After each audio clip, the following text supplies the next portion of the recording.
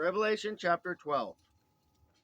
Now a great sign appeared in heaven, a woman clothed with the sun, with the moon under her feet, and on her head a garland of 12 stars. Then, being with child, she cried out in labor and in pain to give birth. And another sign appeared in heaven. Behold, a great fiery red dragon, having 7 heads and 10 horns, and 7 diadems on his heads.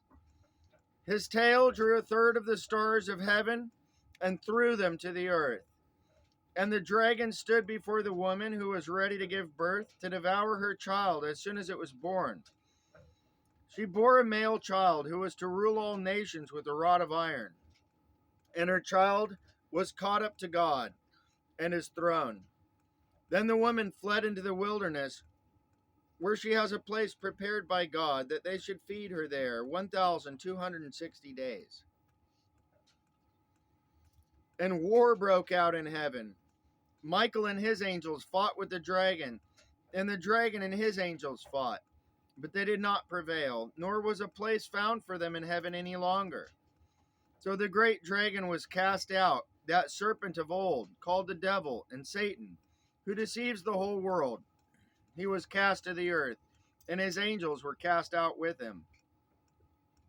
Then I heard a loud voice saying in heaven, Now salvation and strength and the kingdom of our God and the power of his Christ have come. For the accuser of our brethren, who accused them before our God day and night, has been cast down. And they overcame him by the blood of the Lamb and by the word of their testimony. And they did not love their lives to the death. Therefore rejoice, O heavens, and you who dwell in them. Woe to the inhabitants of the earth and the sea. For the devil has come down to you, having great wrath, because he knows that he has a short time.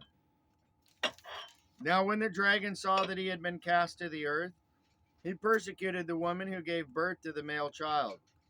But the woman was given 2 wings of a great eagle, that she might fly into the wilderness to her place, where she is nourished for a time, and times, and half a time, from the presence of the serpent. So the serpent spewed water out of his mouth like a flood after the woman, that he might cause her to be carried away by the flood. But the earth helped the woman, and the earth opened its mouth and swallowed up the flood which the dragon had spewed out of his mouth. And the dragon was enraged with the woman, and he went to make war with the rest of her offspring, who keep the commandments of God and have the testimony of Jesus Christ. End of chapter 12.